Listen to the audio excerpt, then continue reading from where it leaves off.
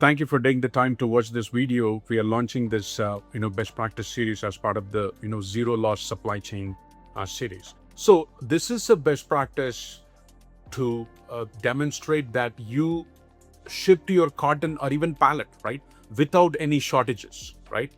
And this is, this will be super helpful when you're talking to your customer and when you're saying, hey, look at guys, you ordered 20 units and we put all the 20 units in the box. And, it could be, so that's at the box level, carton level, or it could be even at the pallet level. Hey guys, this is what, you ordered 1,000 units and we built all this, this many case packs. And I know each case pack has 20 units and then 50 boxes and all those 50 were palletized in this pallet. And, here is the, pallet, right? You can prove that.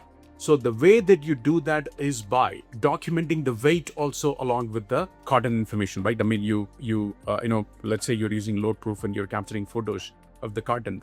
Along with that, you can also capture the weight from the weight scale for that carton or for the pallet, right? I mean, for pallet, it'll be a little different. I mean, for the carton, obviously, the weight scale will have to be integrated in the conveyor or somewhere or a separate weighing step if you're manually doing it without any conveyor, or even if you use a dumb conveyor. So you guys know the smart conveyor versus dumb conveyor, that, it doesn't have any, smartness to it. It just rolls and then somebody's manually putting it on a weight scale and then, capturing the weight. Whereas the smart conveyor, it's all automated and automatically goes through the weight scale and, it captures the weight and also updates that to the WMS, right? That's why the modern, WMS, the, best of the breed WMS. I mean, actually, if you think about it, this has been there for a long time, right? And capturing that weight. So if you have a carton, right? I mean, and we have a lot of customers that do this. If you have a box, right? If you have a, obviously this is a, carton.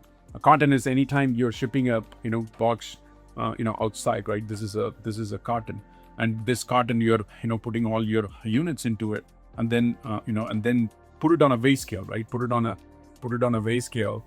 This is the weight scale, let's say, right? This is a weight scale here, put it on a weight scale and then measure the weight. So there is probably a digital, it shows the weight here, 10.2 pounds. This is the weight, right? So this is documenting the weight also along with the photos helps. That's for the carton.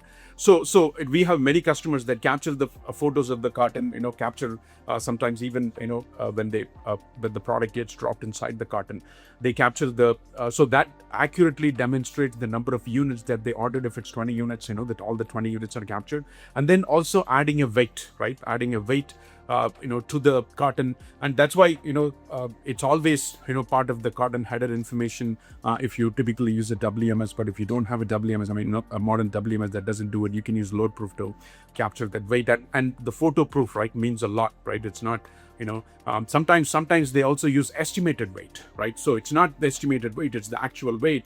And you can customer can double check, hey, each unit is, let's say, 10 pounds, right? Each unit is not 10 pounds. So let's say half a pound. Each unit is half a pound. If I have 10 units, then that's like, 10 times half, like 5 pounds, right?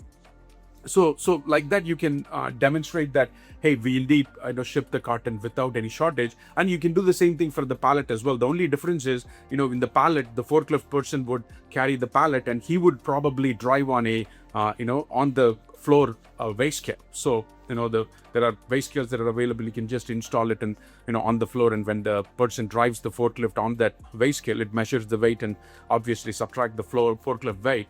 And that shows the weight of the pallet. And that is a compelling proof for the person on the other end, for the customer, to show that, hey, you guys ship the product in perfect, a perfect condition, of course, with no shortage, right? That is super important, with no shortage, and they can, look at it. You can have the photo proof, as part of your loading the truck, with the forklift, as well as you can also capture the a photo of the weight that's shown from the weight scale. Right, so that is super, compelling. So they know that, hey, the product is getting shipped without shortages, right? So this is another best practice you can implement. Again, it's not like super complex, and the weight scales are not, super expensive. I mean, if you do it in the most modern way, if you integrate with your conveyor system and things like that, it could get slightly expensive. But here, if you're doing it manually, it's not a big deal, right? So just something to think about when you're designing your systems, designing your parcel shipping flow, or even your pallet shipping flow, think about how we can integrate this weight capture process and capture that weight in the photo, and then demonstrate to the customer saying that, hey, this product was shipped without shortage, right? So hopefully this is helpful. Please